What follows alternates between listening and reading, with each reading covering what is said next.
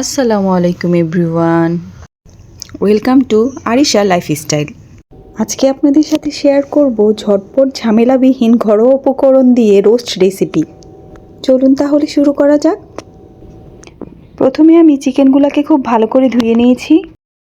এখন দিয়ে দিব সামান্য আদা রসুন বাটা, সামান্য হলুদ ফাঁকি, একটু মরিচ ফাঁকি, পরিমাণ মতো লবণ, সয়া সস,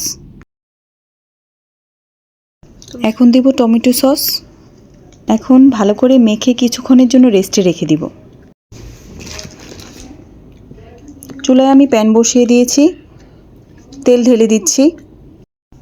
তেলটা গরম হওয়ার জন্য কিছুক্ষণ অপেক্ষা করব।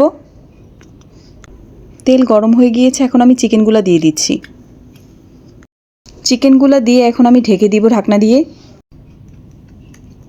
এক পাশ ভাজা হয়ে গিয়েছে, এখন আমি উল্টিয়ে নিব। উল্টিয়ে আরেক পাশও ভালো করে ভেজে নিব।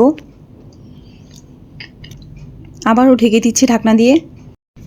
কিছুক্ষণ পরে ঢাকনা উঠিয়ে দেখে নিচ্ছি চিকেনগুলো এখন ফ্রাই হয়ে গিয়েছে। এখন নামিয়ে নিব।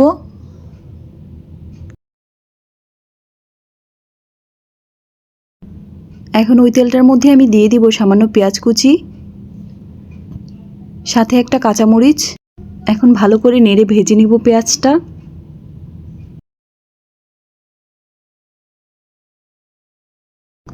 এখন দিয়ে দিব সামান্য আদা রসুন বাটা। এখন ভালো করে নেড়ে চেড়ে মিশিয়ে নিব। এখন দিয়ে দিব স্বাদ মতো লবণ, দিয়ে দিব একটু সয়া সস। এখন দিব টমেটো সস। ভালো করে নেড়ে চেড়ে মিশিয়ে নিব। এখন দিয়ে দিচ্ছি টক দই।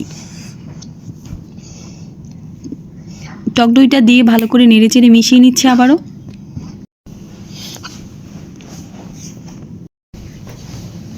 এখন দিয়ে দিচ্ছি সামান্য একটু পানি। পানি দিয়ে ভালো করে নেড়ে চেড়ে নিচ্ছি। ভালো করে কষিয়ে নেওয়ার পরে এখন আমি চিকেনগুলোকে দিয়ে দিচ্ছি। ভালো করে নেড়ে চেড়ে রান্না করে নিব।